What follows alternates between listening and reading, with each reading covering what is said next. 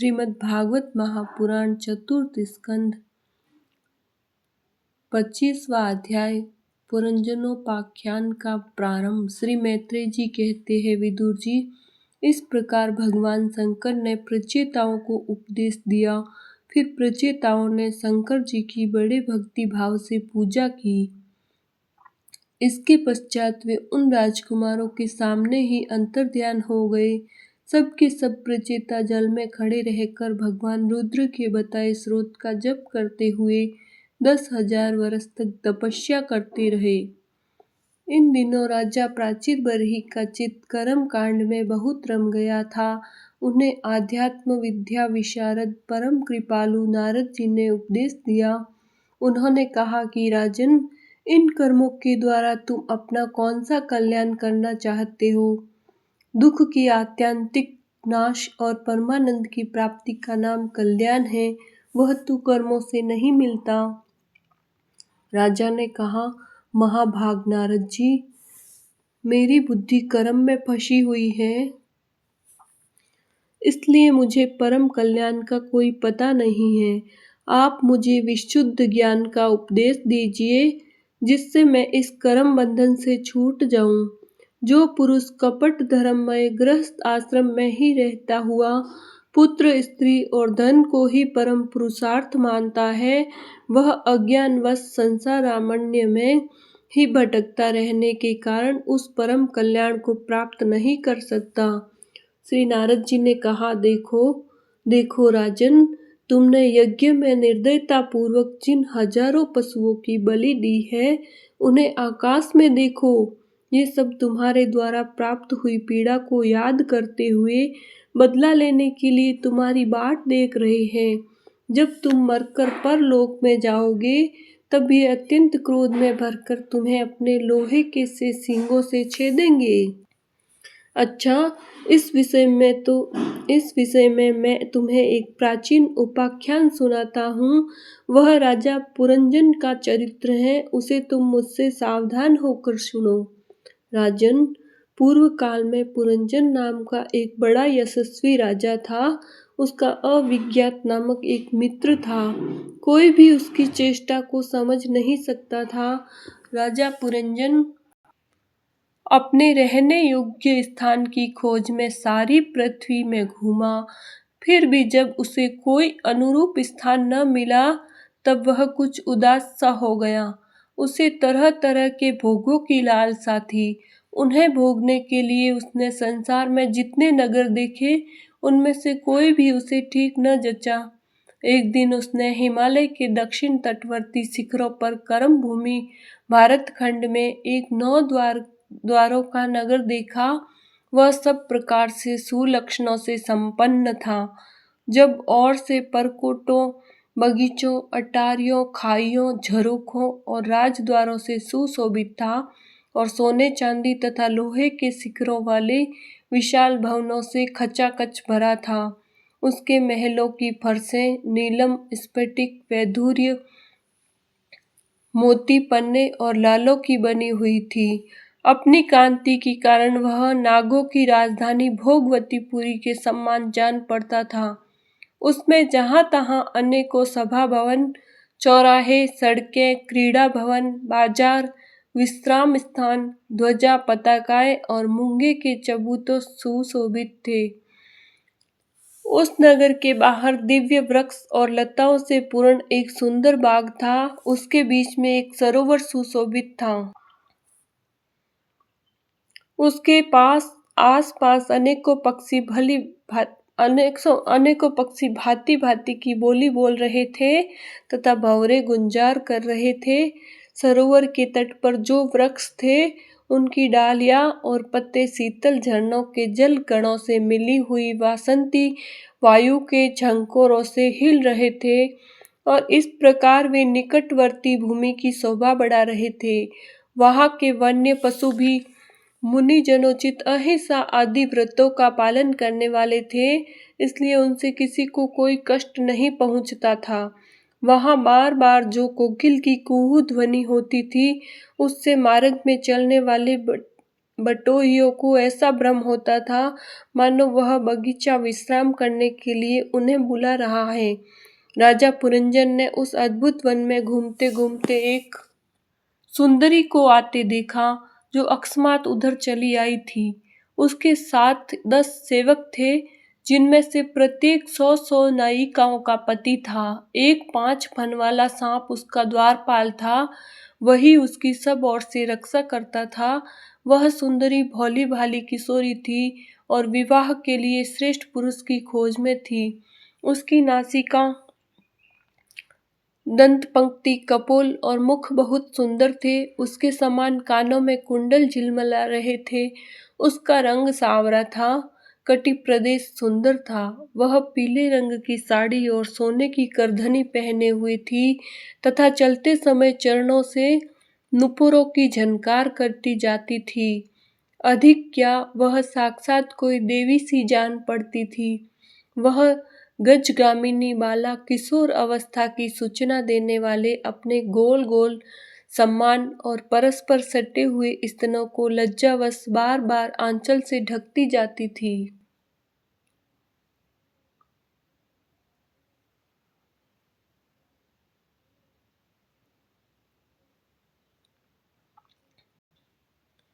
उसकी प्रेम से भटकती भौं और प्रेम पूर्ण तिरछी चितवन के बाण से घायल होकर वीर पुरंजन ने लज्जा युक्त मुस्कान से और भी सुंदर लगने वाली उस देवी से मधुर वाणी में कहा, कमल दल लोचने, मुझे बताओ तुम कौन हो, किसकी कन्या हो? साध्वी, इस समय आ कहाँ से रही हो? भीरू, इस पुरी के समीप तुम क्या करना चाहती हो? सुभ्रू, तुम्हारे साथ इस 11वें महान सुरवीर के संचालित ये 10 सेवक कौन हैं और ये सहेलियां तथा तुम्हारे आगे आगे चलने वाला यह सर्प कौन है? सुंदरी, तुम साक्षात लज्जा देवी हो अथवा उमा, रमा और ब्राह्मणी में से कोई हो। यहाँ वन में मुनियों की तरह एकांतवास करके क्या अपने पतिदेव को खोज रही हो? तुम्हारे प्राणनाथ तो तुम उनके चरणों की कामना करती हो, इतने से ही पूर्ण काम हो जाएंगे। अच्छा, यदि तुम साक्षात कमला देवी हो तो तुम्हारे हाथ का क्रीड़ा कमल कहाँ गिर गया? सुभगे, तुम इनमें से तो कोई हो नहीं क्योंकि तुम्हारे चरण पृथ्वी का स्पर्श कर रहे हैं। अच्छा, यदि तुम कोई मानवी ही हो तो लक्ष्मी जी जिस प्रकार भगवान विष्णु के साथ वैकुंठ की शोभा बढ़ाती हैं, उसी प्रकार तुम मेरे साथ इस श्रेष्ठ पुरी को अलंकृत करो। देखो, मैं बड़ा ही वीर और पराक्रमी हूँ, परंतु आज तुम्हारे कटाक्षों ने मेरे मन को बेकाबू कर दिया। तुम्हारी लज्जीली और रति भाव से भरी मुस्कान के साथ भौहों के संकेत पाकर यह शक्तिशाली कामदेव मुझे पीड़ित कर रहा है। इसलिए सुंदरी, अब तुम्हें मुझ पर कृपा करनी चाहिए। सुस्मिते, सुंदर भौहें और सुघड़ नेत्रों से सुशोभित तुम्हारा मुखारविंद इन लंबी लंबी काली अलकावलियों से घिरा हुआ है। तुम्हारे मुख से निकले हुए वाक्य बड़े ही मीठे और मन हारने वाले हैं, परंतु वह मुख तो लाज के मारे मेरी ओर होता ही नहीं। जरा ऊंचा करके अपने उस सुंदर मुखड़े का मुझे दर्शन तो कराओ। श्री नारद जी ने कहा, वीरवर, जब राजा पुरंजन ने अधीर से होकर इस प्रकार याचना की तब उस बाला ने भी हंसते हुए उसका अनुमोदन किया।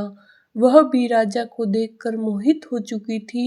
वह कहने लगी, नरश्रेष्ठ, हमें अपने उत्पन्न करने वाले का ठीक ठीक पता नहीं है और न हम अपने या किसी दूसरे के नाम या गोत्र को ही जानती हैं।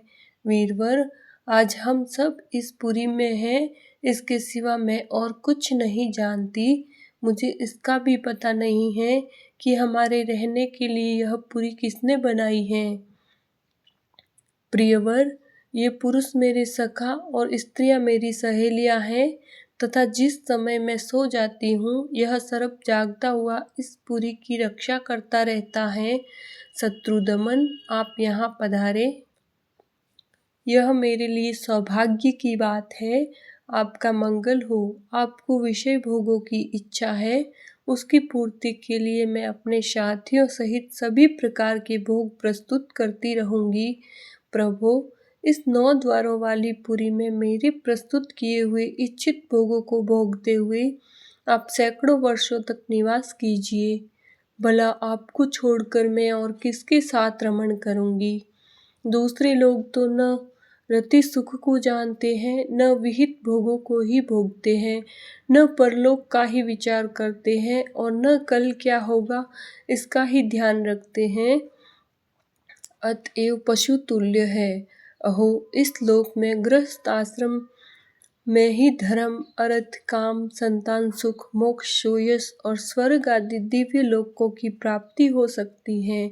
संसार त्यागी यति जंतु इन सब की कल्पना भी नहीं कर सकते।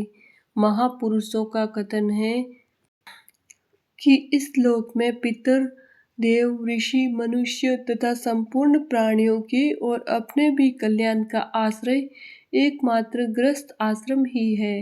वीर शिरोमणे, लोक में मेरे जैसी कौन स्त्री होगी जो स्वयं प्राप्त हुए आप जैसे सुप्रसिद्ध, उदार चित्त और सुंदर पति को वरण न करेगी। महाबाहो, इस पृथ्वी पर आपकी सांप जैसी गोलाकार सुकोमल भुजाओं में स्थान पाने के लिए किस कामिनी का चित्त न ललचावेगा? आप तो अपनी मधुर मुस्कानमयी करुणापूर्ण दृष्टि से हम जैसी अनाथाओं के मानसिक संताप को शांत करने के लिए ही पृथ्वी में विचर रहे हैं। श्री नारद जी कहते हैं, राजन, उन स्त्री पुरुषों ने इस प्रकार एक दूसरे की बात का समर्थन कर फिर 100 वर्षों तक उस पुरी में रहकर आनंद भोगा। गायक लोग सुमधुर स्वर में जहाँ तहाँ राजा पुरंजन की कीर्ति गाया करते थे। जब ग्रीष्म ऋतु आती तब वह अनेकों स्त्रियों के साथ सरोवर में घुसकर जल क्रीड़ा करता। उस नगर में जो 9 द्वार थे उनमें से 7 नगरी के ऊपर और 2 नीचे थे। उस नगर का जो कोई राजा होता उसके पृथक पृथक देशों में जाने के लिए ये द्वार बनाए गए थे। राजन, इनमें से 5 पूर्व, 1 दक्षिण, 1 उत्तर और 2 पश्चिम की ओर थे। उनके नामों का वर्णन करता हूँ। पूर्व की ओर खग्योता और आविर्मुखी नाम के 2 द्वार एक ही जगह बनाए हुए थे। उनमें से होकर राजा पुरंजन अपने मित्र ध्रुमान के साथ विभ्राजित नामक देश को जाया करते थे। इसी प्रकार उस और नलिनी और नालिनी नाम के 2 द्वार और भी एक ही जगह बनाए हुए थे। उनमें से होकर वह अवधूत के साथ सौरभ नामक देश को जाया करता था। पूर्व दिशा की ओर मुख्या नाम का जो 5वां द्वार था, उनमें से होकर वह रसज्ञ और विपन के साथ क्रमशः बहुधन और आपन नाम के देशों को जाया करता था। पुरी की दक्षिण की ओर पितुहु नाम का एक द्वार था। उसमें से होकर राजा पुरंजन श्रुतधर के साथ दक्षिण पांचाल देश को जाता था। उत्तर की ओर जो देवहू नाम का द्वार था, उससे श्रुतधर के ही साथ वह उत्तर पांचाल देश को जाता था। पश्चिम दिशा में आसुरी नाम का दरवाजा था। उसमें से होकर वह दुर्मद के साथ ग्रामक देश को जाता था तथा निर्यति नाम का जो दूसरा पश्चिम द्वार था, उससे लुब्धक के साथ वह वैशस नाम के देश को जाता था। इस नगर के निवासियों में निर्वाक और पेशकृत ये 2 नागरिक अंधे थे। राजा पुरंजन आंख वाले नागरिकों का अधिपति होने पर भी इन्हीं की सहायता से जहाँ तहाँ जाता और सब प्रकार के कार्य करता था। जब कभी अपने प्रधान सेवक विशुचिन के साथ अंतःपुर में जाता, तब उसे स्त्री और पुत्रों के कारण होने वाले मोह, प्रसन्नता एवं हर्ष आदि विकारों का अनुभव होता। उसका चित्त तरह तरह के कर्मों में फंसा हुआ था और काम परवश होने के कारण वह मूढ़ रमणी के द्वारा ठगा गया था। उसकी रानी जो जो काम करती थी वह भी करने लगता था। वह जब मद्यपान करती तब वह भी मदिरा पीता और मद से उन्मत्त हो जाता था। जब वह भोजन करती तब आप भी भोजन करने लगता और जब वह कुछ चबाती तब आप भी वही वस्तु चबाने लगता था। इसी प्रकार कभी उसके गाने पर गाने लगता, रोने पर रोने लगता, हंसने पर हंसने लगता और बोलने पर बोलने लगता। वह दौड़ती तो आप भी दौड़ने लगता, खड़ी होती तो आप भी खड़ा हो जाता, सोती तो आप भी उसी के साथ सो जाता, बैठती तो आप भी बैठ जाता। कभी वह सुनने लगती तो आप भी सुनने लगता, देखती तो देखने लगता, सूंघती तो सूंघने लगता और किसी चीज़ को छूती तो आप भी छूने लगता। कभी उसकी प्रिया शोकाकुल होती तो आप भी अत्यंत दीन के समान व्याकुल हो जाता। जब वह प्रसन्न होती आप भी प्रसन्न हो जाता और उसके आनंदित होने पर आप भी आनंदित हो जाता। इस प्रकार राजा पुरंजन अपनी सुंदरी रानी के द्वारा ठगा गया। सारा प्रकृति वर्ग परिकर ही उसको धोखा देने लगा। वह मूर्ख विवश होकर इच्छा न होने पर भी खेल के लिए घर पर पाले हुए बंदर के समान अनुकरण करता रहता। बोलिए श्री कृष्ण चंद्र भगवान की जय।